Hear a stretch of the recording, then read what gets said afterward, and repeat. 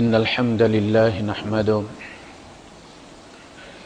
ونستعينه ونستغفره ونؤمن به ونتوكل عليه ونعوذ بالله من شرور أنفسنا ومن سيئات أعمالنا من يهده الله فلا مضل له ومن يضلل فلن تجد له وليا مرشدا وأشهد أن لا إله إلا الله وحده لا شريك له ولا ضد ولا ند ولا مثيل له ولا مثال له وأشهد أن سيدنا ومولانا ومعلمنا ومرشدنا ومخرجنا من الظلمات إلى النور محمدا عبده ورسوله أرسله الله بالحق بشيرا ونذيرا وداعيا إلى الله بإذنه وسراجا منيرا فقد بلغ الرسالة وأدى الأمانة ونصح الأمة وكشف الغمة فترك أمته على المحجة البيضاء ليلها كنهارها لا يزيغ عنها إلا هالك اللهم صل وسلم وبارك عليه وعلى آله وأصحابه وذرياته وأهل بيته أجمعين أما بعد فأعوذ بالله السميع العليم من الشيطان الرجيم بسم الله الرحمن الرحيم يا أيها الذين آمنوا إن من أزواجكم وأولادكم عدوا لكم فاحذروهم وإن تعفوا وتصفحوا وتغفروا فإن الله غفور رحيم إنما أموالكم وأولادكم فتنة والله عنده أجر عظيم فاتقوا الله ما استطعتم واسمعوا وأطيعوا وأنفقوا خيرا لأنفسكم ومن يوق شح نفسه فأولئك هم المفلحون إن تقرضوا الله قرضا حسنا يضاعف لكم ويغفر لكم والله شكور حليم عالم الغيب والشهادة العزيز الحكيم صدق الله العظيم رب اشرح لي صدري ويسر لي أمري واحلل عقدة من لساني يفقه قولي آمین یا رب العالمین۔ سورہ التغابن کی یہ آیات ہیں جو میں نے آپ کے سامنے، آخری آیات ہیں، آخری رکوع بھی ہے، آخری آیات بھی ہیں۔ ان میں مال اور اولاد کی اہمیت بیان کی گئی، مال اور اولاد کو فتنہ قرار دیا گیا، اور انہی آیات میں اس کا علاج بھی بتا دیا گیا۔ یعنی اگر آزمائش پہ تم پورا اترو اور اس آزمائش میں پورا اترنے کے لیے تم یہ چیزیں کر لو تو پھر تمہارے لیے بہت بڑا انعام ہے اللہ کے یہاں۔ فتنے کی مختلف قسمیں قرآن حکیم میں بیان کی گئی ہیں۔ ایک فتنہ وہ ہے جو اللہ کی طرف سے ڈالا جاتا ہے، ایک فتنہ وہ ہے جو لوگوں کی طرف سے ڈالا جاتا ہے، ایک فتنہ وہ ہے جس میں ہم خود اپنے آپ کو ڈالتے ہیں۔ وَلَكِنَّكُمْ فَتَنْتُمْ أَنفُسَكُمْ، تم نے خود اپنے آپ کو فتنے میں ڈالا۔ اور جعل فتنة الناس كعذاب اللہ، لوگوں کے ڈالے ہوئے فتنے کو اللہ کے عذاب کی طرح سمجھا۔ اور وَلَقَدْ فَتَنَّا الَّذِينَ مِنْ قَبْلِكُمْ، ہم تم سے پہلوں کو بھی فتنے میں ڈال چکے ہیں۔ میں نے عرض کیا تھا کہ ہمارے یہاں ہمیشہ فتنہ جو ہے یہ ایک منفی اصطلاح ہے، اس کو ہمیشہ بری نگاہ سے دیکھا جاتا ہے، حالانکہ قرآن کا جو فتنہ ہے اس کے لیے ہم پیدا کیے گئے ہیں۔ یہاں مراد ہے آزمائش اور امتحان۔ اچھا، آپ اگر کوئی چیز بازار سے معمولی سی بھی لیتے ہیں تو پہلے اسے کہتے ہیں کہ چیک کرو. بلب لیتے ہیں نا تو اس نے ہولڈر ایکسٹرا لگایا ہوا ہے، وہ ہولڈر فتنہ ہے. اس میں جب وہ بلب لگاتا ہے تو جل گیا تو کامیاب ہو گیا، آپ لے آتے ہیں گھر، اور اگر نہیں جلا تو فیل ہو گیا. یہ ہے اصل چیز، یہ ضروری ہے. اسی لیے فرمایا کہ اچھا اس میں یہ ہوتا ہے کہ اگر آپ گھر لے آئے اور گھر میں آ کے وہ فیوز نکلا آپ لے کے گئے، وہ نہیں مانے گا، کہے گا کہ تمہارا کنیکشن خراب تھا، تم نے اس کو فیوز کیا. موقع پر اس کا ٹیسٹ ہونا بہت ضروری ہے. اور یہی وجہ ہے کہ اللہ دنیا میں بندوں کو ہولڈر پہ لگا کے تو ان کے ایمان کے ٹیسٹ لے رہے ہیں. یہ ٹیسٹ قیامت کے دن نہیں ہونے. جس نے فیوز ہونا ہے وہ دنیا میں فیوز ثابت ہو جائے گا. تو یہ فتنے بہت ضروری ہیں. فتنہ کوئی منفی ٹرم نہیں ہے. اردو میں یہ فتنہ اور فساد دو لفظ آپس میں ایک ہی بریکٹ کے اندر آتے ہیں. ہم فتنہ فساد کو سمجھتے ہیں اور فساد فتنہ، لیکن فتنہ جو ہے اس کی مختلف قسمیں ہیں. اور انشاءاللہ ہم کوشش کریں گے کہ اگلے درس میں باقی کا بھی احاطہ ہم کر لیں، لیکن اس درس میں ہم مال اور اولاد کو تھوڑا سا دیکھتے ہیں. پچھلا درس ہمارا چونکہ آدھا تھا اس موضوع پہ، تو میں یہ چاہتا ہوں کہ ہم اس کو ایک ہی اپنے اس درس میں لے لیں اور پھر ایک ہی اس کی کیسٹ بن جائے. سب سے جو ہماری بڑی آزمائش ہے، اور اس آزمائش میں پھر جتنی بڑی آزمائش ہے اس میں پاس ہونے کا اتنا ہی بڑا اجر بھی ہے. قرآن حکیم میں اللہ پاک نے سورہ انفال میں بھی فرمایا اعلموا انما اموالکم و اولادکم فتنہ. یہ بات یاد رکھو کہ مال اور اولاد کو ایزی مت لو. یہ تمہارا امتحان ہوتے ہیں نا، امتحان ایک وہ ہوتے سی سی اے والے ہوتے ہیں، منتھلی ہوتے ہیں، 3 مہینے کے بعد ہوتے ہیں. تو بچے ان کو اتنی اہمیت نہیں دیتے. ہاف ایئرلی جس کو کچے امتحان اور پھر ہمارا جو سالانہ امتحان ہوتے ہیں اس کو وہ ذرا سیریس لیتے ہیں. تو اب حکومت نے ان کی اس چیز کو دیکھتے ہوئے کہہ دیا کہ جی یہ جو دوسرے امتحانات ہیں سیمائی والے، ان کے نمبر بھی سالانہ میں شامل کیے جائیں گے، تاکہ یہ تھوڑی سی اہمیت دیں ان کو اور ان پہ غور کریں. تو اسی طرح سے ہم ان دو چیزوں کو، مال اور اولاد. اچھا مزے کی بات یہ ہے کہ یہ مال اور اولاد بھی قرآن حکیم میں جوڑوں میں آتے ہیں، اس لیے کہ ہم مال اکٹھا کرتے ہیں تو اولاد کے لیے، اور اولاد چاہیے تو مال کے لیے. یعنی جس کے پاس جائیداد ہے، ملینئر ہے، بچہ کوئی نہیں ہے، تو اس کو جو بھی دیکھتا ہے افسوس کرتا ہے، دیکھو یار اس کا وارث کوئی نہیں ہے، کتے کہاں کھا جائیں گے اس کی جائیداد کو. وہ جب بھی ملتے ہیں تو وہ بڑی قیمتی گاڑی میں بیٹھا ہوتا ہے، بڑے قیمتی، لیکن لوگ، ایک غریب آدمی بھی جس کے بچے ہیں بڑی ترس کی نگاہ سے اس کو دیکھتا ہے کہ یار بیچارہ آج مر جائے گا، کل لوگ بانٹ لیں گے. اچھا اسے بھی اس کی جستجو ہوتی ہے کہ اولاد ہو جائے، اور 3 4 تک شادیاں کرتے پھرتے کہ وارث مل جائے. تو یہ جوڑا ہے ہم اولاد کے لیے، جسے اللہ کے رسول صلی اللہ علیہ وسلم نے فرمایا ان اولادکم مجبنتکم ومبخلتکم ومحزنتکم. دیکھو یہ تمہاری اولاد جو ہے یہ تمہارا بخل ہے. ہم کیوں پیسہ بچاتے ہیں؟ اپنی جان پہ بھی بعض دفعہ خرچ نہیں کرتے، کوشش کرتے ہیں کہ حکیمی دوائی سے ہی، وہ جو 150 کی ملتی ہے کام چلا لیں. ایلوپیتھک ذرا مہنگی ہوتی، اولاد کے لیے بچانے کے لیے.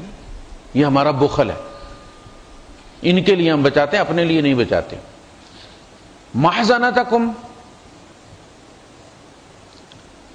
ہم اولاد کے لیے غمگین ہوتے ہیں. چوٹ لگی ہوئی ہے، اسپتال میں پڑا ہوا ہے، اپنی فکر نہیں ہے، کہتا میرے بچوں کا کیا بنے گا.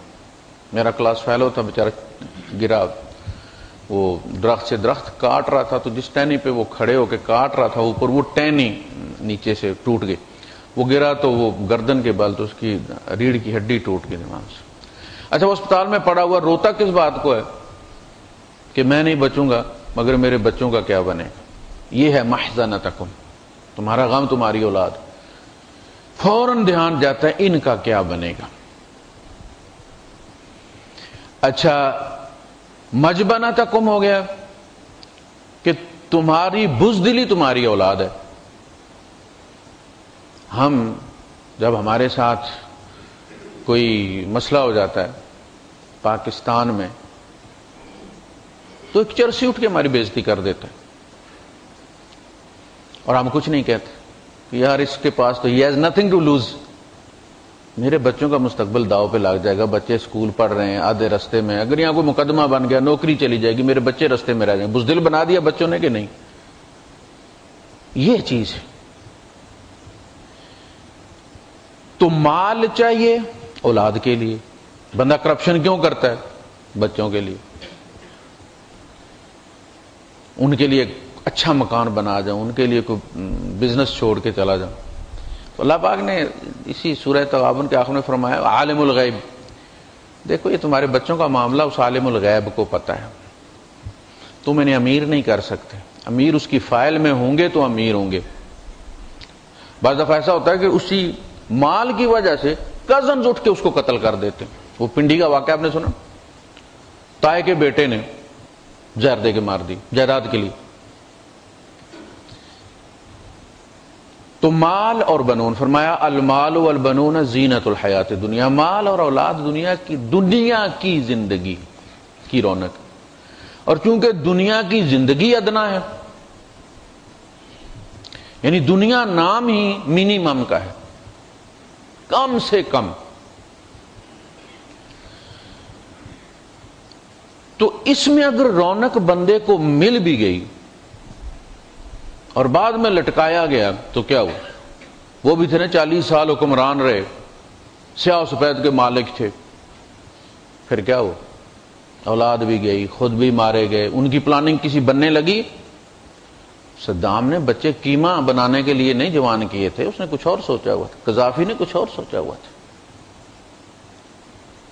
یہ دنیا کی رونق ہے 4 دن کے لیے. والباقیات الصالحات, باقی بچنے والی چیز کوئی اور ہے. نہ مال بچتا ہے نہ اولاد بچتی ہے. ان سے صالحات کماؤ, ان کو کنورٹ کرو صالحات میں, پھر بچ جائیں گے. تم بھی بچ جاؤ گے, یہ بھی بچ جائیں گے, تمہاری انویسٹمنٹ بھی بچ جائے گی. تو جو سب سے پہلا اسی طرح فرمایا کہ حضرت ابراہیم علیہ السلام کی دعا میں کہ اللہ مجھے اس دن رسوا نہ کرنا, یوم لا ینفع مال ولا بنون, کہ جس دن مال اور اولاد کام نہیں آئیں گے. دنیا میں 2 ہی چیزیں ہوتی ہیں کہ آدمی فوراً اس کا دھیان اس طرف جاتا ہے کہ میری اولاد ہے, میرے بچے, کوئی مسئلہ نہیں ہے, ٹیکل کر لیں گے وہ اس کو. دوسرا یہ تو میرے پاس پیسے ہیں, خرید لوں گا, مسئلہ حل کر لوں گا. تو مسائل کے حل کے لیے 2 چیزوں کی طرف دھیان جاتا ہے, مال کی طرف, اولاد کی طرف. فرمایا یوم لا ینفع مال ولا بنون, جس دن مال اور اولاد کام نہیں آئے گی تمہارے مسائل حل نہیں کرے گی. لہذا ان کی خاطر مسائل پیدا مت کرو. یہ مسائل کی فیکٹری ہیں, یہ حل کرنے والی فیکٹری نہیں ہے. یہ جوڑا ہے. تو سب سے پہلے ہم اولاد کو دیکھتے ہیں. جس آیت میں فرمایا گیا کہ یا ایھا الذین آمنوا انما من ازواجکم واولادکم عدو لکم, اے ایمان والو تمہارے بیوی, بعض تمہاری بیویوں میں سے اور بعض تمہاری اولاد میں سے تمہارے دشمن. دشمن سے مراد یہ کہ تم انہیں ٹوٹ کر پیار کرتے ہو, اور اس پیار کی خاطر تم پھر ٹریپ ہو جاتے ہو. دیکھیں وہ جو آپ نے کنڈی پہ, وہ مچھلی پکڑنے والے, آپ نے کانٹے پہ جو تکلا لگایا ہوا ہوتا ہے, اس کا چارہ جس کو آپ کہتے ہیں, تو وہ مچھلی کا دشمن ہے, لیکن سامنے اس کو خوراک نظر آ رہی ہے, اپنا رزق نظر آ رہا ہے. وہ دوڑ کے جاتی ہے اور کھا جاتی ہے, اور پھر اسے پتا چلتا ہے کہ میں تو پکڑی گئی. تو وہ دشمن سے مراد یہ نہیں کہ اس نے ڈنڈا ہاتھ میں پکڑا ہوا ہے, وہ اٹریکٹیو ہے, تم اس کے پیچھے جاؤ گے اور ٹریپ ہو جاؤ گے. جسے شیطان نے کہا نا وَلَا أُمَنِّيَنَّهُمْ, میں یقیناً ان میں تمنائیں پیدا کروں گا. وَلَا أُضِلَّنَّهُمْ, پھر انہیں گمراہ کروں گا. اس تمنا کو جب یہ پورا کرنے کے لیے گھر سے نکلیں گے, پھر میں ان کا ہاتھ تھام لوں گا. وَلَا آمُرَنَّهُمْ، پھر میں نے حکم دوں گا. یہ جو تمنائیں نا یہ پاپ اپ کرتی رہتی ہیں جیسے بلبلے نکلتے رہتے ہیں. کتنے بلبلوں کے پیچھے آپ دوڑیں گے؟ ساری زندگی اسی طرح گزر جاتی. اور وہ جو میاں محمد صاحب نے فرمایا کہ بلبل سی ایک باغے اندر آلنا پئی بناندی، اجے نہیں چڑھیا توڑ محمد اڑ گئی یہ کرلاندی، یہی حال ہمارا ہوتا. تو سارے آشیانے ابھی رستے میں ہوتے ہیں کہ بلبل نکل کے اڑ جاتی ہے. تو تمنا پیدا کرتا ہے، پھر اس تمنا کو پورا کرنا ہے. کہا بھائی تمنا تو تھوڑی سی اونچی ہے، کہا سیڑھی لگا لو، جس کو ملک ریاض کہتا ہے پہیا لگاتا ہوں. تمنا تیز دوڑ رہی ہے، کہا پہیا لگا لو. وَلَا أُمَنِّيَنَّهُمْ، تو تمنائیں انہی کے بارے میں ہوتی ہیں. مال کے بارے میں کہ اس سے یہ کام لوں گا، اولاد کے بارے میں ان کے لیے یہ بناؤں گا، بیویوں کے بارے میں سونے سے لاد دوں گا. تو یہ کہا گیا کہ یہ چارہ ہے، شیطان ان کو چارے کے طور پر استعمال کرتا ہے. اس کو اس بیک گراؤنڈ کے ساتھ دیکھو کہ یہ جو تمہارے لیے اٹریکٹیو ہیں، شیطان بھی دیکھیں. آپ ایک پسندیدہ چیز لگاتے ہیں نا کنڈی پہ مچھلی پکڑنے کے لیے، آئس کریم تو نہیں لگاتے، وہ آپ کو پسند ہے. کیا لگاتے ہیں؟ جو مچھلی کو پسند ہے. تو شیطان کنڈی پہ وہ چیز لگاتا ہے جو آپ کو پسند ہے، اس کی خاطر آپ اللہ کی حد توڑ دیتے. یہ ہے مسئلہ. تو فرمایا ان من ازواجکم و اولادکم عدوا لکم فاحذروہم، تو ہر وقت خبردار رہا کرو، ہر چارے کے پیچھے کنڈی دیکھا کرو کہ کہیں اس کے پیچھے شیطان کا ٹریپ تو نہیں ہے. ہو سکتا ہے کہ میں اس کو نگل لوں اور پھر چھڑا نہ سکوں جان. فاحذروہم، بس خبردار رہو. ورنہ دشمنی کا نام لینے کے بعد تو پھر یہ کہنا وَإِن تَعْفُوا، اگر تم معاف کر دو، وَتَصْفَحُوا، درگزر کر دو، وَتَغْفِرُوا، اور پردہ ڈال دو، فَإِنَّ اللَّهَ غَفُورٌ رَحِيمٌ، تو اللہ پاک بھی تو بے شک بڑا بخشنے والا رحم کرنے والا. اس کا کیا مقصد ہے؟ کہ اولاد کو دشمن کی طرح ڈیل مت کرو. یہ دشمنی پیار والی دشمنی ہے، وہ والی دشمنی نہیں ہے. تم خبردار رہو، ان کی ایسی کوئی بات مت مانو جو اللہ کی حد توڑوا دے ہم سے. بس اتنی ساری بات ہے.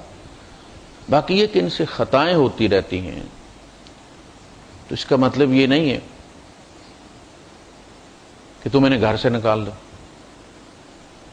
تم فی الواقع انہیں اس طرح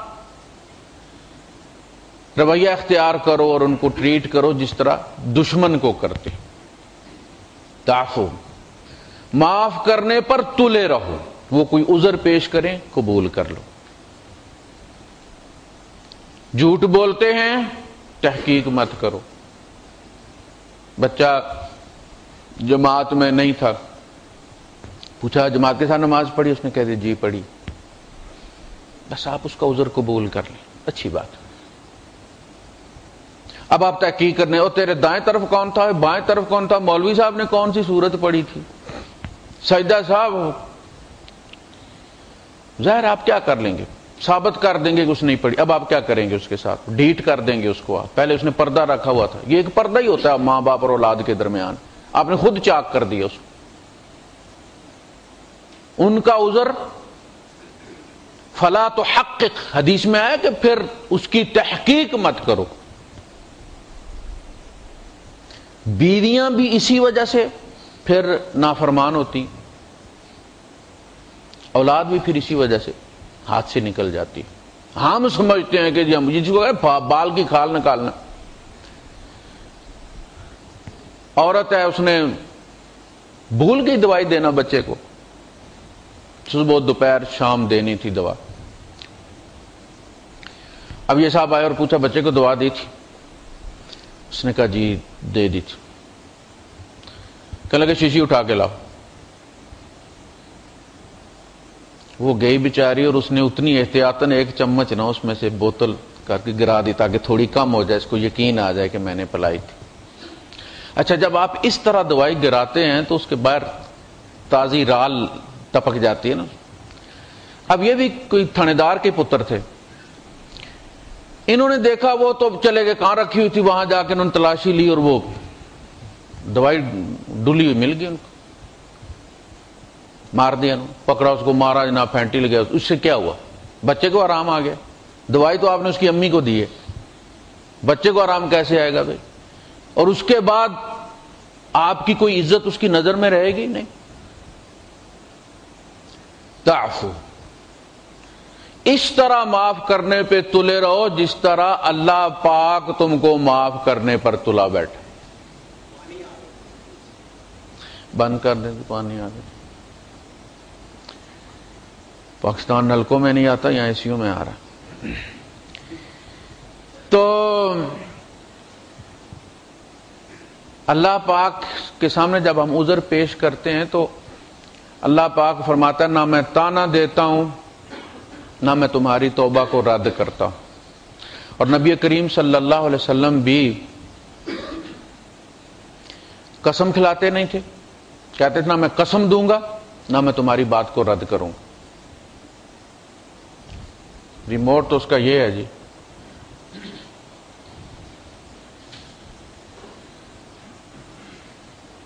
اچھا جی، وَإِن تَعْفُوا وَتَصْفَحُوا، تصفحوا کا مطلب یہ ہے کہ چیپٹر کلوز کر دو۔ بات ہوئی نا کوئی بیوی یا بچے سے کوئی غلطی ہو گئی آپ نے، اور اب آپ ہفتہ منہ بسورے ہوئے بیٹھے، یہ کیا طریقہ ہے؟ کہا بات ہوئی نا، ختم کر دو۔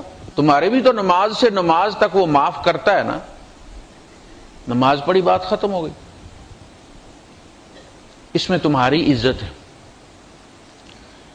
اور تغفروا، پردہ ڈال دو۔ ہمارے یہاں جب ترجمہ کیا جاتا ہے تعفو معاف کر دو اور تغفروا بخش دو، دونوں ایک ہی چیزیں۔ معاف کرنا بخشنا ہم ایک ہی معنی میں لیتے ہیں۔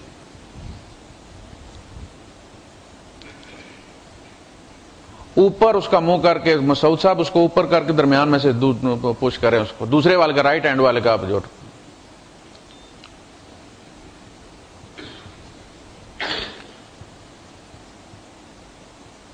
عربی میں معافی اور چیز ہے، بخشش اور چیز۔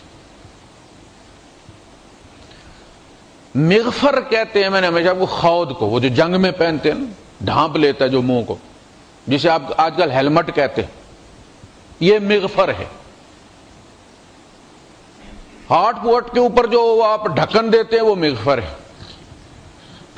کہا کہ ان کی غلطی کو ڈھانپ دو، محلے میں مشہور مت کرو، اپنی اولاد کو خود ننگا مت کرو، دوسروں کی نظر سے مت گراؤ۔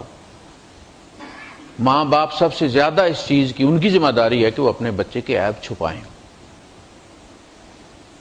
اس سے بچے کو یہ فکر ہوگی کہ میرے ماں باپ کو میری عزت کی بڑا خیال ہے، بڑی فکر ہے، لہذا وہ بھی آپ کی عزت بچائے گا، اسے احساس۔ لیکن جب آپ ننگا کرنا شروع کر دیں گے تو وہ کہے گا کہ میرے پہلے کون سے نمبر ہیں، امی ابا نے پورے محلے میں پہلے ہی مشہور کیا ہو، تو پھر وہ ہاتھ سے نکل جائے گا۔ اچھا، بچوں کے درمیان عدل کریں، بچوں کے درمیان عدل سے کام لیں۔ بچہ ہے یا بچی ہے؟ اللہ کے رسول صلی اللہ علیہ وسلم بیٹھے ہوئے تھے، ایک صاحب آپ کے پاس تشریف رکھتے تھے، ان کا بیٹا آیا اور اس نے اس بچے کا ماتھا چوما اور گود میں بٹھا لیا۔ تھوڑی دیر کے بعد اس کی بچی آئی اور اس کو اس نے ہاتھ پکڑ کے اپنی دائیں طرف بٹھا لیا ساتھ۔ اللہ کے رسول صلی اللہ علیہ وسلم دیکھ رہے تھے، آپ نے فرمایا ما عدلت بینہم، تو نے ان کے درمیان عدل نہیں کیا، تو نے اس کو چوما، اس کو کیوں نہیں چوما؟ یہ بچے کے دماغ میں تو نے خناس بھر دیا ہے کہ تیرا باپ ہے اس کا نہیں ہے، تیرے ساتھ زیادہ کرتا ہے اس کے ساتھ نہیں کرتا۔ ما عدلت بینہم، یا تو اس کو بھی نہیں چومنا تھا یا پھر اس کو بھی چومنا تھا، اور دونوں کو دونوں رانوں پہ بٹھا لیتے. گود میں بچی کو بھی تھوڑا سا فخر ہو جاتا کہ مجھے بھی کوئی پیار کرتا. حضرت عائشہ صدیقہ رضی اللہ تعالیٰ عنہ کے پاس ایک خاتون آئی، 2 بچیاں تھیں اس کے ساتھ. تو آپ نے اس کو 3 کھجوریں دی. اس نے ایک دونوں بچیوں کو دی اور دوسری اپنی مٹھی میں رکھ لی. باتیں کر رہی تھی، خود نہیں کھائی. اس نے سوچا ہوگا بعد میں کھا لوں گی. اچھا، وہ بچیوں نے جھٹ سے کھانے کے بعد ایک بچی نے ہاتھ آگے کیا. تو اس عورت نے کیا کیا؟ اس نے اس کھجور کو 2 ٹکڑے کیے. آدھا ایک بچی کو دیا، آدھا دوسری بچی کو دیا.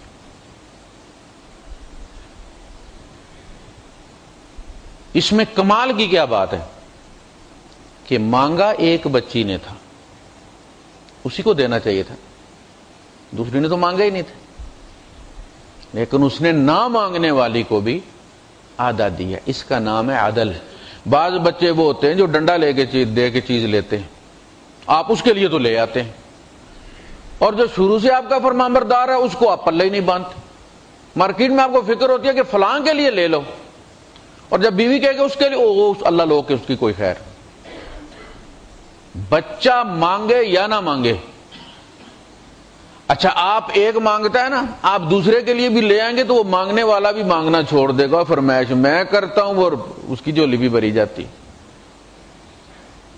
جبکہ اسی کے لیے لائیں گے آپ تو ایک تو وہ بولے یا نہ بولے، 5-6 سال بچے کے اندر پورا مرد ہوتا ہے، وہ ڈائری پہ لکھ لیتا ہے کہ یہ میرے ساتھ حق تلفی کرتے.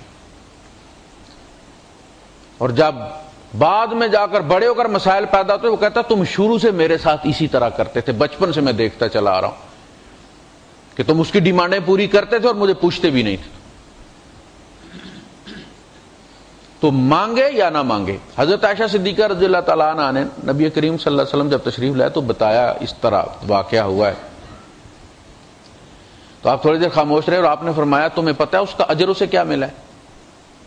یعنی اس نے مانگنے والی اور نہ مانگنے والی کے درمیان جو عدل کیا ہے. ہمارے یہاں تو یہ ہے نا کہ جو ہاتھ آگے کر دے اسی میں رکھ دو، ایک معمولی چیز ہے. اس کے اس عدل نے اس کو بخشوا دیا، اللہ نے خوش ہو کے اس کو بخش دیا. تو بخشش کے بوٹے تو ہمارے گھر کے اندر لگے. جنت اور جہنم ہمارے گھر میں کھلتی، داخل ہم نے یہاں سے ہونا ہے نا. ابھی ٹرمینل آپ یہاں سے چیک ان ہو جائیں، نادی سیائی سے، دبئی سے چیک ان ہو کے سیدھے آپ جہاز پہ چلے جائیں. جنت اور جہنم کی چیک ان ہمارے گھروں کے اندر ہے. فاحذروہم، خبردار رہو، یہ جنت اور جہنم کے دروازے ہیں، تم نے یہاں سے چیک ان ہو کے جانا.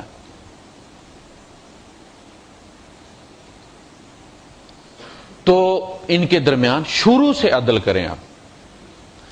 وہ بچی جو ابھی بیائی نہیں گئی اور وہ بچی جو اجڑ کر آئی، دونوں میں فرق مت کریں آپ. نبی کریم صلی اللہ علیہ وسلم نام لے کر کہا کہ جس بندے نے اس بچی کے ساتھ جو اجڑ کے آئی ہے اچھا سلوک کیا، کبھی تیوری نہیں چڑھائی، اللہ پاک اسے جنت کے سامنے کھڑا کہہ جس دروازے میں سے چاہو جنت میں چلے جاؤ. بچوں کے ساتھ اس لیے کرتے ہیں ہم لوگ کہ ہم ان سے امیدیں وابستہ ہوتی ہیں، کما کے کھلائیں گے.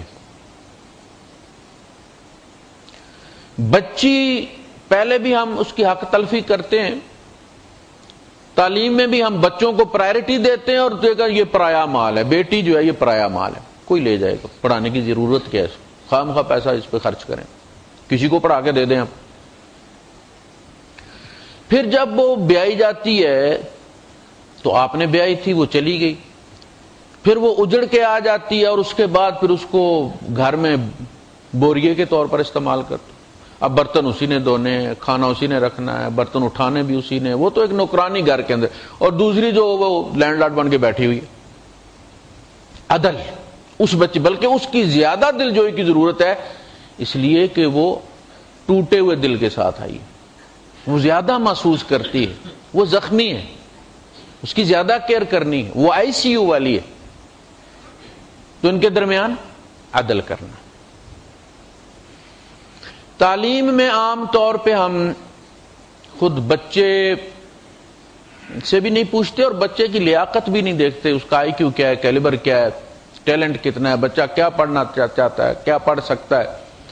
ہم اپنی مارکیٹ دیکھتے ہیں کہ مارکیٹ میں آج کل کس جاب کی زیادہ تنخواہ، لوگوں سے پوچھتے ہیں کہ آج کل آئی ٹی زیادہ چل رہی ہے یا انجینئرنگ۔ اب بچے کے اندر صلاحیت نہیں ہے، ہم اس کو مار دیتے ہیں۔ آپ دیکھیں بچہ کس میں زیادہ نمبر لیتا ہے، آپ اس طرح سے ڈیل کریں اس کو، وہ سبجیکٹ پڑھائیں، رزق ان میں نہیں رکھا ہوا۔ اللہ پاک فرماتا ہے چونکہ یہ دنیا دارالاسباب ہے نا، کوئی سبب پیدا کر دو، تم بس چھابڑی رکھ کے بیٹھ جاؤ، تمہارے حصے کا وہاں میں پہنچاؤں گا۔ جیسے اکاؤنٹ ہے نا، اب کمپنیوں کے لیے بنا دیا گیا کہ جی اکاؤنٹ لیبر کا کھولیں، اس میں بھیجیں۔ یہ جو اسباب ہوتے ہیں نا، یہ اکاؤنٹ ہوتا ہے۔ سیلری رب کی طرف سے مقرر ہے، اسباب میں نہیں رکھی ہوئی۔ ہم یہ سمجھتے ہیں کہ جی اس طریقے سے زیادہ، ایسا نہیں ہے۔ تو ایک تو یہ کہ بچے سے اس کی پسند پوچھنی چاہیے کہ وہ کیا پڑھنا چاہتا ہے۔ اس کے استادوں سے مشورہ کر لیں کہ بچہ آپ کے نزدیک کس سبجیکٹ کو ایزی لیتا ہے اور اس کا صحیح نمبرز ہیں، اور آپ کیا مشورہ دیتے ہیں کہ بچہ۔ پھر اس سے جب آگے بات چلتی ہے تو بچے کے اندر ایک بڑا ہوتا ہے، وہ لاروا پیوپا آپ دیکھتے ہیں نا،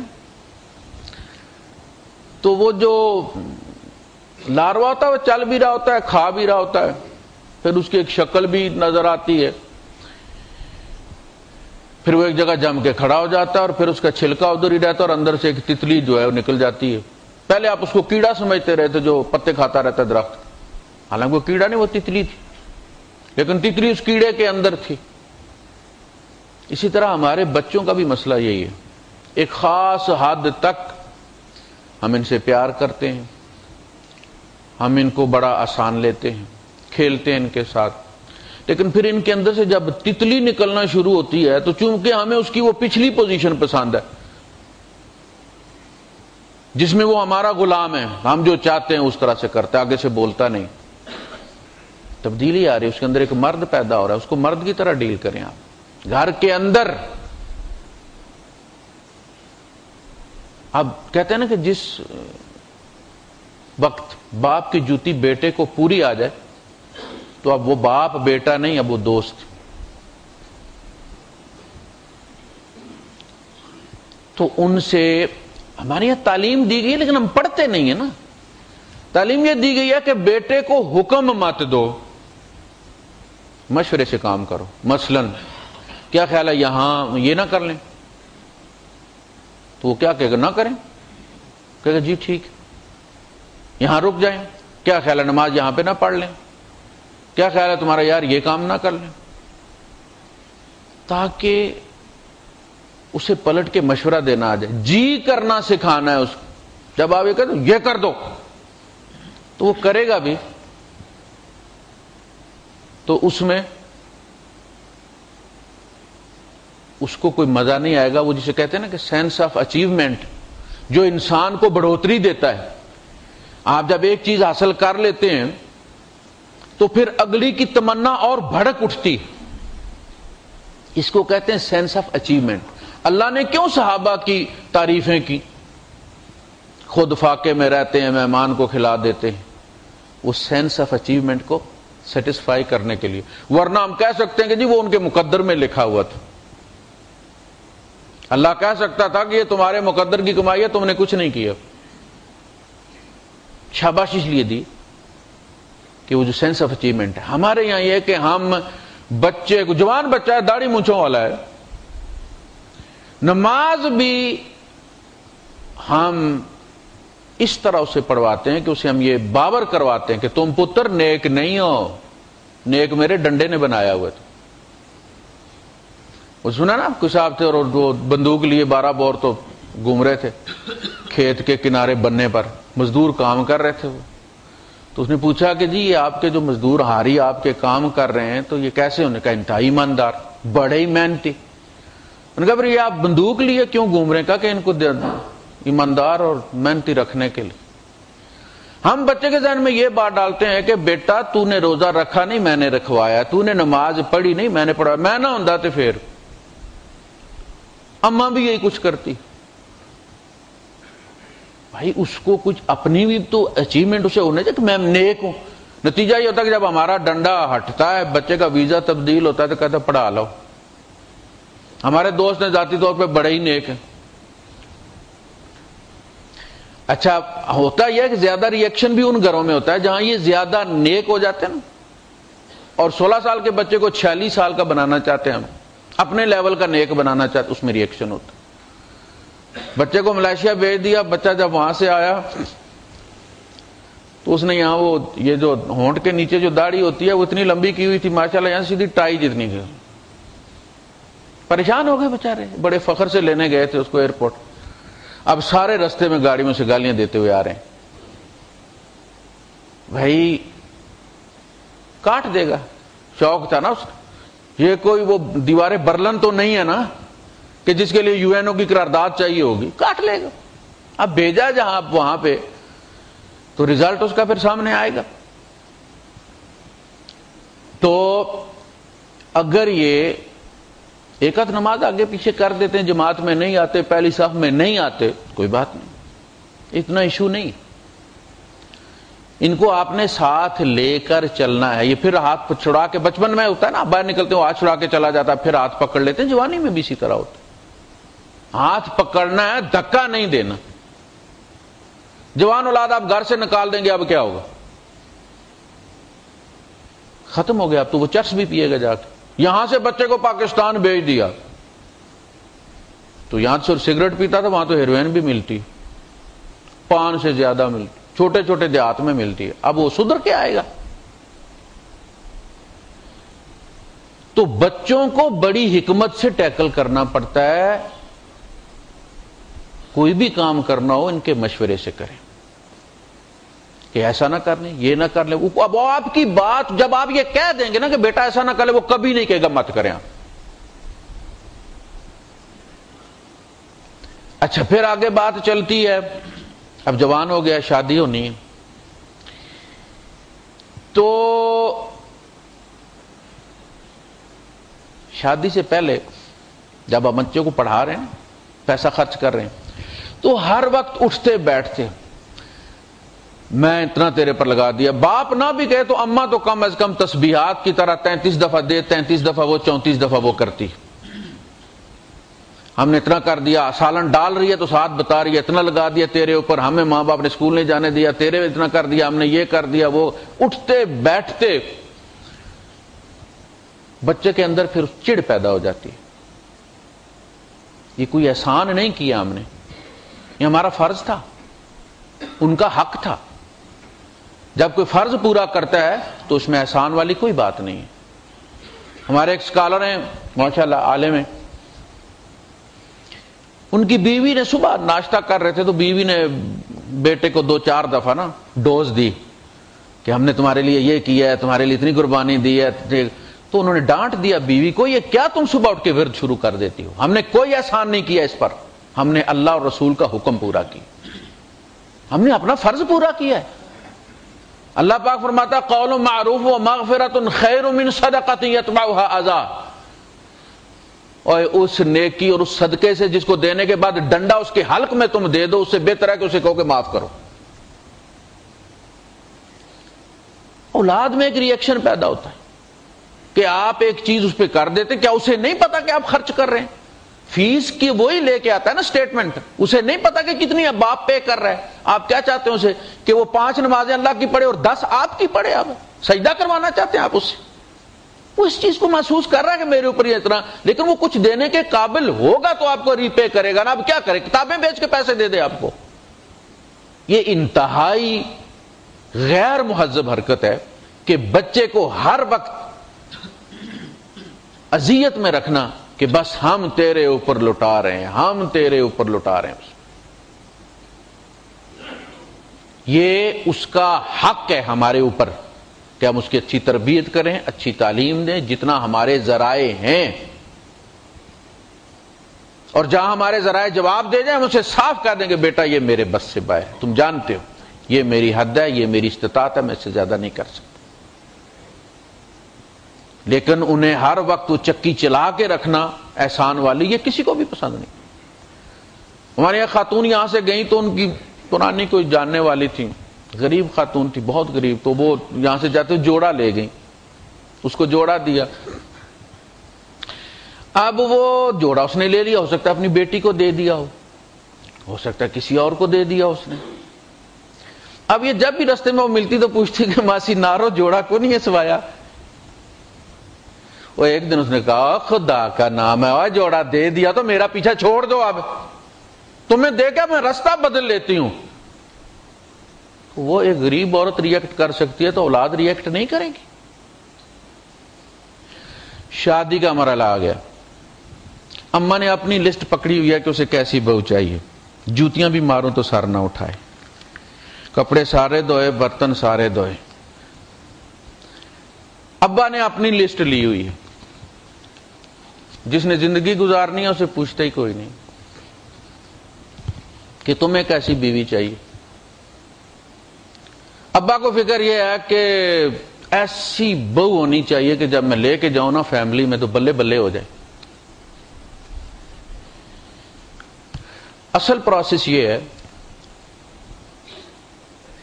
کہ 14-15 سال سے لے کر 20 سال کی عمر کے دوران جب کہ ہارمونل چینجز ہوتی ہیں میل اور فیمیل دونوں میں، تو اٹریکشن اور اس کا ریسیور دونوں چیزیں زیادہ ہو جاتی ہیں۔ بندے کو پتھر کی مورتی بھی اچھی لگتی ہے، اس وہ وقت ہوتا ہے اصلی انتخاب کا، اس کا وہ فری ٹو ایئر ہوتا ہے، چینل پکڑ رہا ہوتا ہے، وہ وقت ہوتا ہے انتخاب کا۔ اس نے انتخاب کر لیا، ٹھیک ہے، اس نے انتخاب کر لیا، چینل ڈسپلے ہو گئے، یہ 150 چینل پکڑا جی ہم کہ فلاں جگہ شادی کرنی۔ امی نے کہا نہیں اس سے تو میری نہیں لگتی، ابا نے کہا نہیں اس کے باپ سے میں نے ادھار مانگا تھا تو اس نے نہیں دیا تھا۔ نتیجہ کیا ہے؟ یہ جو محبت ہوتی ہے نا 15 سے 20 سال والی، یہ بڑی وائلنٹ ہوتی ہے، چونکہ اوریجنل ہوتی ہے، جینین ہوتی ہے، خالص ہوتی ہے، یہ ریئیکشن دیتی ہے۔ اچھا، لڑکے نے ماں باپ کو راضی کر لیا، عموماً لڑکے ماں باپ کو راضی کر لیتے، نہ ہو تو گولی مار لیتے۔ آج کل یہ بھی ہے نا، روز دیکھتے ہیں آپ سلائیڈ چلتی، لڑکیاں گولی کھا لیتی ہیں، وہ دانوں میں رکھنے والی جو زہر کی زہریلی گولیاں کھا لی۔ لڑکے نے باپ کو راضی کر لیا، ماں باپ کو راضی کر لیا پیغام دینے کے لیے، وہ گئے اور جناب وہ آگے لڑکی والے اپنی قوم لے کر بیٹھ کے کھتونی پوری نکالی ہوئی، یہ ہمارے خاندان کے نہیں ہے۔ میں نے کہا نا یہ جینیٹیکل، ہم ہندو ہیں، ہمارے اندر ایک فولڈر ہندوؤں والا رسم و رواج والا ایسا مضبوط ہے کہ جب بھی ہم فارمیٹ ہوتے ہیں تو سب سے پہلے اسے ڈرائیو ڈی میں محفوظ کرتے ہیں کہ یہ ہندو کہیں ہمارے اندر سے نہ نکل جائے۔ درس سننے بیٹھتے ہیں، جمعہ سننے بیٹھتے ہیں تو اس فولڈر کی سب سے زیادہ ہمیں فکر ہوتی ہے کہ یہ مولوی صاحب ہی نہ کر دے یار، ان انسٹال ہی نہ ہو جائے۔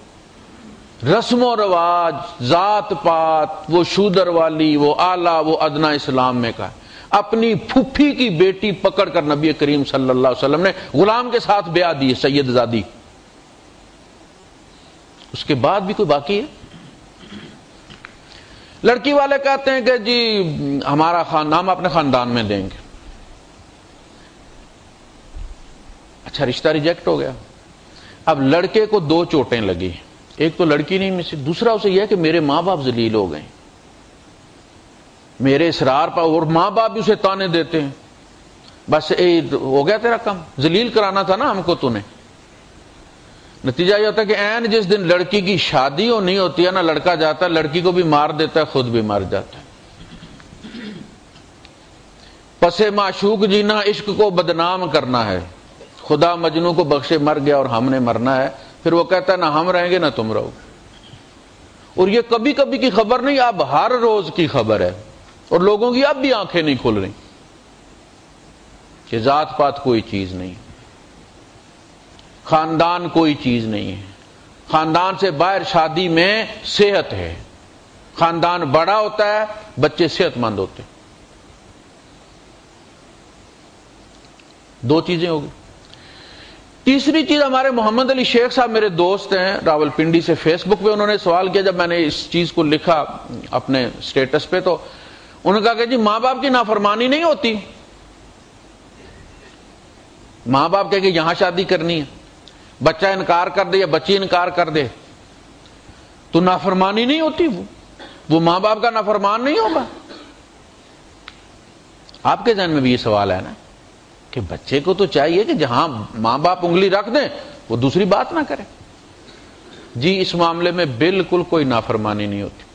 امی کہتی ہے بھنڈیاں پکانی، میں کہتا ہوں میں نہیں کھاؤں گا، میں 4 سے کھا لوں گا، اس میں کوئی امی کی نافرمانی نہیں، یہ میری پسند کا معاملہ ہے، نہیں اچھی لگتی نہیں کھاتا۔ یہ لیڈی فنگر کی بات ہو رہی ہے تو لیڈی کی کیا بات ہوگی؟ شادی میرا رائٹ ہے، ماں باپ کا رائٹ نہیں ہے۔ نافرمانی وہاں ہوتی ہے جہاں آپ ان کے حق کو ڈیمیج کرتے ہیں۔ میری شادی کروانا ماں باپ کا فرض ہے، رائٹ میرا ہے، حق میرا ہے، اس میں ماں باپ کی نافرمانی کیسے ہوگی جی؟ وہ انیبلنگ کنسلٹنگ انسٹیٹیوشن ہے۔ ماں باپ کا کام جس طرح میں جا کے انگلی رکھتا تھا نا کہ یہ کٹ کیٹ لینی اور وہ لے دیتے تھے، کام میرا ہے کہ میں لڑکی پہ انگلی رکھوں کہ میں نے یہ کرنی ہے اور وہ شروع کر دیں اپنا کام کیسے کرنا ہے۔ وہ میری پسند کو ممکن بنانے والا ادارہ ہے، ان کا فرض ہے کہ آپ اس ڈیمانڈ کو پورا کریں اگر ان کے بس میں ہے۔ رائٹ میرا ہے شادی کرنا، فرض ان کا ہے کروانا۔ اور میں ہمیشہ یہ کہتا ہوں کہ میں جب بھی نبی کریم صلی اللہ علیہ وسلم کی سیرت کو دیکھتا ہوں اور قرآن کو دیکھتا ہوں تو فیس ویلیو پہ یہ میرا دل چاہتا ہے کہ نبی کریم صلی اللہ علیہ وسلم کے قدم چوم۔ ایسی ہستی نبیوں میں نہیں پائی جاتی۔ وہ جو کوئی شاعر کہتا ہے نا کہ وہ امام صف انبیاء ہیں، ان کے پیچھے کوئی چور ڈاکو نہیں کھڑے۔ کون کھڑا ہے؟ آدم سے لے کر ابراہیم، موسیٰ، عیسیٰ کھڑے، اور وہ امام ہیں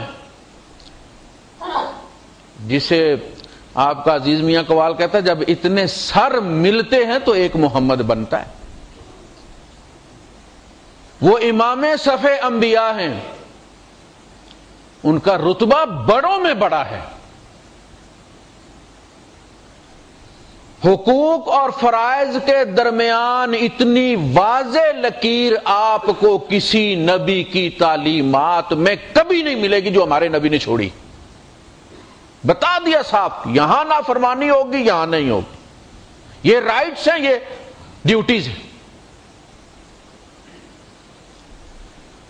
آپ صلی اللہ علیہ وسلم نے 20 سال کی عمر میں ام ہانی کے لیے رشتہ بھیجا، آپ نے اپنی پسند پروپوز کیا ام ہانی کو۔ برطانیہ کے ایک چینل پر پروگرام چلا، یہ جب وہ انہوں نے خاکے بنائے تھے تو حضور صلی اللہ علیہ وسلم کی سیرت پہ برطانیہ کے چینل نے ایک ڈاکومنٹری دکھائی۔ اس میں وہ بندہ بتا رہا تھا کہ he fell in love with his cousin Umm Hani and proposed her, but this proposal was turn down with insultive remarks. آپ کی یہ پروپوزل انتہائی توہین آمیز ریمارک کے ساتھ رد کر دی گئی۔ ابو طالب نے کیا کہا جب رد ہو گئی، نہیں قبول کیا، تو حضور نے گلہ کیا، چچا مجھے تو امید نہیں تھی کہ آپ میرا رشتہ ریجیکٹ کریں گے۔ تو انہوں نے کہا کہ دیکھو بیٹا، یہ رشتے ناتے ہوتے ہیں اشراف کے درمیان، اشراف کے درمیان۔ یہ جو مشرف ہوتا ہے نا، یہ جو مشرف ہے، جو گاؤں کے باہر کے علاقے ہوتے ہیں نا، ان کو اشراف کہتے ہیں، مشرف۔ اور بڑے لوگ ہمیشہ گاؤں کے باہر رہا کرتے، کھلی کھلی حویلیاں بنا کر، اس میں چھوٹے چھوٹے میں نہیں رہتے۔ اشراف میں ہوتے ہیں اور سرداروں کے درمیان ہوتے ہیں۔ تم اپنے آپ کو دیکھو، تم اپنے آپ کو دیکھو۔ اور اپنے ماموں کے بیٹے حبیرہ بن وہب کو، جو طائف کا سردار تھا، اس کو دے دی، جو نبی کریم صلی اللہ علیہ وسلم کا جانی دشمن تھا۔ مکہ فتح ہوا تو یہ بھاگ گیا شام، اور حالت کفر میں مرا ہے وہ۔ اور ہمارے واعظ حضرات معراج بھی شروع کرواتے ہیں تو ام ہانی کے گھر سے کرواتے ہیں۔ خواب راحت میں تھے ام ہانی کے گھر۔ ام ہانی بیاہی ہوئی تھی، حضور کے دشمن کی بیوی تھی۔ اپنی رقیہ اور ام کلثوم چھوٹی چھوٹی بچیاں چھوڑ کے رات کو اکیلی حضور ام ہانی کے گھر کیوں سوئے ہوئے تھے؟ آپ میں سے کوئی پسند کرتا ہے؟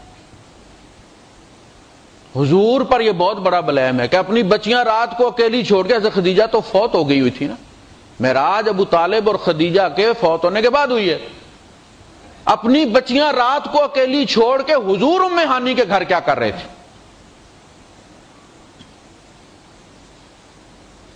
واپسی بھی ام ہانی کے گھر ہوتی ہے، کنڈا بھی ہل رہا ہے۔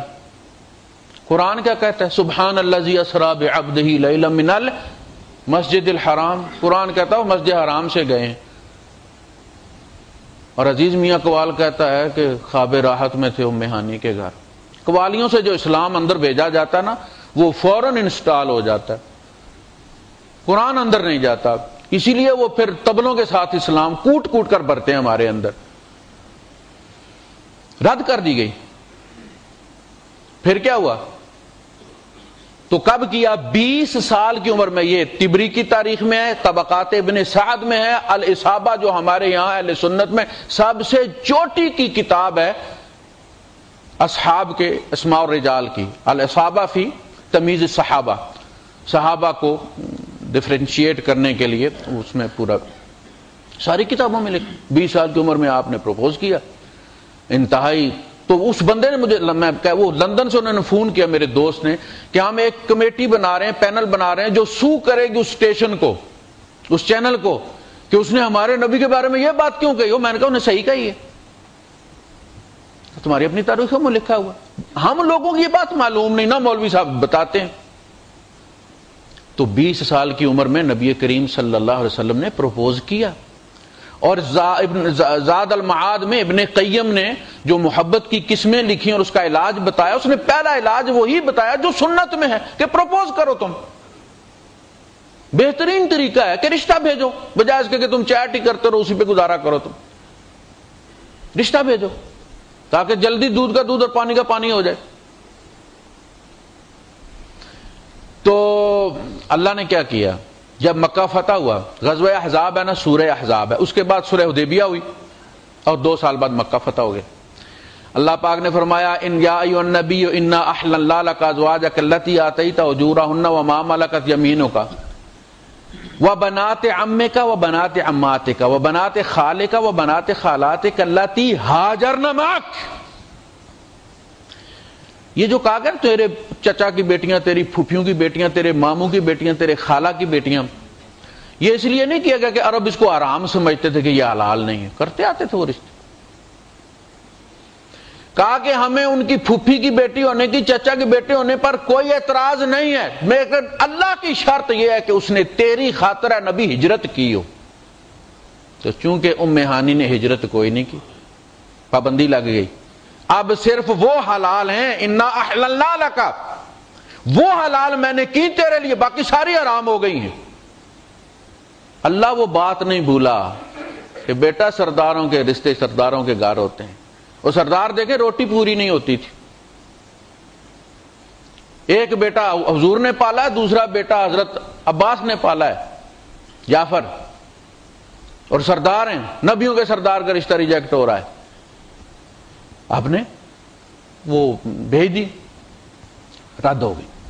بہرحال بریرہ لونڈی ہیں حضرت عائشہ صدیقہ رضی اللہ تعالیٰ عنہا کی، اور آپ نے ان کو آزاد کر دیا۔ یہ شادی شدہ تھی، بریرہ لونڈی شادی شدہ تھی۔ جب حضرت عائشہ نے ان کو آزاد کر دیا تو وہ آزاد ہو گئی، شور غلام تھا، سٹیٹس میں فرق آ گیا۔ اب اس کو یہ اختیار دیا گیا، آزاد تب ہوتی ہے اسے نکاح کا حق ہوتا ہے۔ ہمارے یہاں باپ یہ حق بیٹی کو دینے کے لیے تیار نہیں۔ اب یہ رشتہ توڑنا چاہتی ہیں، وہ صاحب گلیوں میں اس کے پیچھے پھرتے ہیں بریرہ کے۔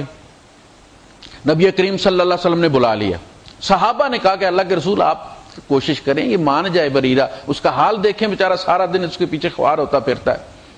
آپ نے بلایا اور آپ نے کہا کہ بریرہ تو اپنے نکاح کو قائم رکھ۔ بریرہ نے سوال کیا، دیکھیں میرے نبی کے غلام بھی کتنے آزاد تھے۔ کہا کہ اللہ کے رسول یہ آپ کا حکم ہے؟ آپ نے فرمایا نہیں۔ دیکھیں کیسی لکیر کھینچی ہے، فرمایا نہیں یہ میرا حکم نہیں، حکم ہوتا تو بریرہ کا ابا بھی انکار نہیں کر سکتا، تو اس نے کافر ہونا تھا نبی کے حکم کو ترک کر کے، نافرمانی کر کے، اس لیے اس نے پہلے کنفرم کیا یہ آرڈر ہے۔ فرمایا نہیں یہ میرا مشورہ ہے، فرمایا مجھے اس کی حاجت نہیں، رد کر دیا مشورہ۔ شادی کے معاملے میں نبی کی بات نہیں مانی تو نافرمانی کوئی نہیں ہوئی، ماں باپ ذرا تھوڑے نیچے ہیں نبی سے، شادی اس کا رائٹ تھا، نبی نے مداخلت نہیں کی، ٹھیک جیسی تمہاری پسند ہے۔ اسی لیے وہ جس کا اپنے ہوتا یہ ہے کہ جب کسی بچی کا رشتہ چلا جاتا ہے نا تو باپ کو خفگی لگ جاتی ہے، وہ ہوئے یہ رشتہ آیا، اس کا مطلب ہے بچی کا معاملہ اندر ہی اندر چل رہا تھا، اب وہ فوراً برادری میں کوئی لولا لنگڑا ڈھونڈنا شروع کر دیتا ہے، بہن کا بیٹا، چچا کا بیٹا، تایا، توتلا، رال گل رہی ہے، بکریاں چراتا ہے، کہ جھٹ پٹ بچی کو ایم بی اے کروایا ہوا ہے یا ایم اے کروایا ہوا ہے، کہتا کہیں نہ کہیں اس کو فوراً لگا دوں۔ یہ بھی ظلم، یہ بھی ظلم ہے۔ اس نے آ کے فریاد کیا، اللہ کے رسول میرے باپ نے اپنے بھائی کے بیٹے کے ساتھ میرا رشتہ کر دیا اور مجھے یہ رشتہ منظور نہیں۔ آپ نے اس کے باپ کو بلایا اور کہا کہ بھائی کیا بات ہے، آپ نے بچی سے پوچھا نہیں؟ کہا جی بچی سے پوچھنے کی کیا ضرورت ہے، میں اس کا ولی ہوں۔ کہا نہیں، نکاح بچی نے کرنا ہے۔ ولی کس کو کہتے ہیں؟ متولی کس کو کہتے ہیں؟ آپ دیکھیں سورہ یونس میں ان کو کہا گیا کہ یہ جو مکے والے ہیں یہ لوگوں کو روکتے ہیں مسجد حرام میں آنے سے، وَمَا كَانُوا أَوْلِيَاءَ، حالانکہ یہ اس کے متولی نہیں ہیں، ان أَوْلِيَاؤُهُ إِلَّا الْمُتَّقُونَ، اس گھر کے متولی تو متقون ہو سکتے ہیں، لیکن لفظ کیا استعمال کیا؟ اولیاء۔ متولی وہ ہوتا ہے جس کو ولی بنایا جائے، متولی کس لیے ہوتا ہے کہ وہ کنڈکٹ کرے، لوگوں کو حج کروائے، وہاں صفائی کروائے، ستھرائی کروائے، پانی رکھے وہاں پہ لوگوں کے لیے۔ باپ اس لیے ولی ہے کہ وہ شادی کے ارینجمنٹس کرے، اس لیے ولی نہیں ہے کہ گلا دبا دے۔ آپ نے لڑکی سے مخاطب ہو کے فرمایا اگر تو راضی ہے تو یہ نکاح ہے، اگر تو راضی نہیں ہے تو یہ نکاح نہیں۔ باپ کنسلٹنٹ ہے، لڑکی کی ہاں سے نکاح ہوتا ہے، لیکن ہمارے یہاں یہ ایک عیب بنا دیا گیا۔ اور اچھا یہ جو شادی ہوتی ہے 30-35 کی عمر کے بعد جب ہم چلتے ہیں رشتے کرنے کے لیے، پہلے تو یہ کہ ہمارے سٹینڈرڈ بڑے ہائی ہو گئے ہیں کہ بچہ اتنی کمائی کرے گا تو بیائیں گے، اور یہ کہ اس میں عمر نکل جاتی ہے، تو اس میں پھر جب وہ لے کے چلتے تو مجھے کسائی یاد آ جاتا۔ ہمارے گاؤں میں ایک میرا کسائی تھا، وہ پھر نکلتا تھا صبح، وہ بکرے تارتا تھا، گوشت کس کا زیادہ ہے، کھال کس کی ہے، فلاں ہے، ڈینگ ہے۔ پھر وہ یہ جو 30-35 سال کی عمر میں لے کے بچے نکلتے ہیں نا رشتے ڈھونڈنے کا، عام طور پر کسائیوں کی طرح گوشت ہی دیکھتے رہتے ہیں، یہ چیز فٹ بیٹھے گی نہیں بیٹھے گی۔ جو محبت ہوتی ہے، جو شادی کا جزو اول ہے، جس طرح نماز میں وضو ہے نا، اس طرح شادی میں پہلی شرط محبت ہے۔ یہ جب ہو جاتی ہے تو پیدا نہیں ہوتی، وہ ہم نے ہونے نہیں دی۔ طلاقیں کیوں عام ہو گئی ہیں؟ ایسی بھی شادیاں ہیں جو ابھی رخصتی نہیں ہوئی طلاق ہو گئی۔ بہت سارے لوگ مسئلہ پوچھنے آتے ہیں نا کہ گئے پاکستان سے نکاح کر کے 2 مہینے بعد آ گئے کہ جی وہ طلاق دینی ہے تو کیسے دینی ہے، ایمبیسی میں جا کے دینی ہے، کس طرح؟ وہ کیا ہوا ہے بھائی، ابھی تو رخصتی بھی نہیں ہوئی، اب بس جی نہیں چل سکتا معاملہ۔ یہ ہوتا ہے پھر محبت جو ہوتی ہے شادی کے اندر، جتنے بھی مسائل ہوتے ہیں اس کے لیے شاک ابزاربر ہوتی ہے، وہ صدمے سہتی ہے، گھر جوڑ کے رکھتی ہے، وہ ہم پیدا نہیں ہونے دیتے، اس کو ہم عیب سمجھتے ہیں اور سمجھتے ہیں کہ ماں باپ کی نافرمانی ہوگی، اس میں ماں باپ کی نافرمانی والی کوئی بات نہیں، ماں باپ کا یہ کام ہے کہ جہاں بچہ کہتا ہے وہ اس کی شادی کرواتے، باقی معاملہ اللہ پر چھوڑ دے۔ تو یہ وہ چیزیں جو ہم جو اولاد کی عمر بڑھتی ہے مسائل بڑھتے ہیں اور ہمیں اتنا ہی زیادہ فاحذروہم، خبردار ہو جاؤ۔ دیکھیں نا، آپ موٹر وے پہ جا رہے ہیں ٹھیک ہے کوئی مسئلہ نہیں، آپ کھاتے بھی جا رہے ہیں پیتے بھی جا رہے ہیں ایک ہاتھ سے ڈرائیونگ کر رہے ہیں، لیکن جہاں کچا رستہ آ جاتا ہے جمپ آ جاتے ہیں وہاں پھر آپ دونوں ہاتھ سٹیئرنگ پہ رکھ لیتے ہیں، پھر آپ کو اس کی ترتیب کے ساتھ چلنا پڑتا ہے۔ اولاد جو بڑی ہوتی ہے اس کے مسائل بڑے بڑے ہوتے ہیں، بڑے بڑے گڑھے آتے ہیں، ان کے کرنے کے لیے، ان کو ٹھیک کرنے کے لیے، اس رستے پہ چلنے کے لیے آپ کو کرنا پڑتا ہے، آنکھیں کھول کے رکھنی پڑتی۔ بچے کو میں نے پہلے بھی عرض کیا تھا کہ بچے کو دوست بنا لیں، آپ سے وہ مشورہ کریں، آپ کو قریب سمجھے۔ اگر ڈر کی وجہ سے آپ کا تو دبدبا بیٹھ جائے گا کہ بچہ مجھ سے بڑا ڈرتا ہے جی، وہ آگے سے آنکھ ہی نہیں اٹھاتا جی، وہ مجال کیا پلٹ کے جواب دے دے، لیکن پھر جب جواب دیتا ہے بچہ یہاں سے بھیجا امریکہ، 12 سال ہو گئے واپس ہی کوئی نہیں آیا۔ وہی بچہ جو بڑا معصوم تھا، فرشتوں کی طرح نظر آتا تھا، باپ گالیاں بھی دیتا تھا نظر نیچے نہیں اٹھاتا، لیکن جب اسے موقع ملا ہے تو پھر اڑ گیا نا، وہ کہتا ہے میں اس گھر میں واپس نہیں آؤں گا، بہت عذاب میں نے سہا۔ دوسرا بچہ بھیجا، منگنی کر کے بھیجا، 8 سال ہو گئے، لڑکی پہلے ہی اس سے کچھ سال بڑی تھی، واپس ہی پلٹ کے نہیں آ رہا، وہ کہتے ہیں واپس آ، لڑکی والے اصرار کر رہے ہیں، وہ کہتا ہے جی یہی تو وجہ ہے، جب تک لڑکی میں نہیں چھوڑوں گا میں واپس نہیں آؤں گا، اگر آپ کو یہ بات قبول ہے میں یہاں 20 سال بیٹھا رہوں گا، کوئی مسئلہ نہیں، میں نے وہ رخصتی کرنی نہیں۔ اچھا بھائیوں میں رشتہ ہوا تھا، بچے کی کنسنٹ شامل ہی کوئی، بھائیوں نے بیٹھ کے ایسے جیسے بکری کا نہیں سودا کرتے، سودا کر لیا، آخر طلاق ہوئی، پھر وہ بچہ واپس آیا، ابھی اس کی شادی ہوئی ہے کہ 2-4 مہینے ہوئے، پھر اب اس بچی کا کیا بنے گا جس کو اتنا عرصہ آپ نے بٹھا کے رکھا اس کے نام پر؟ وہ کیا ہوا؟ وہ بھائیوں میں دشمنی ہو گئی، اب بھائی ایک دوسرے سے بولتے نہیں، کہتے جو اس کے گھر جائے گا وہ میرے گھر نہ آئے۔ کیا کمایا آپ نے اس شادی سے؟ اس کی بجائے آپ بچے سے پوچھ لیتے کہاں شادی کرنا چاہتا ہے، تو کوئی عیب تھا؟ کچھ زیادہ نقصان تھا؟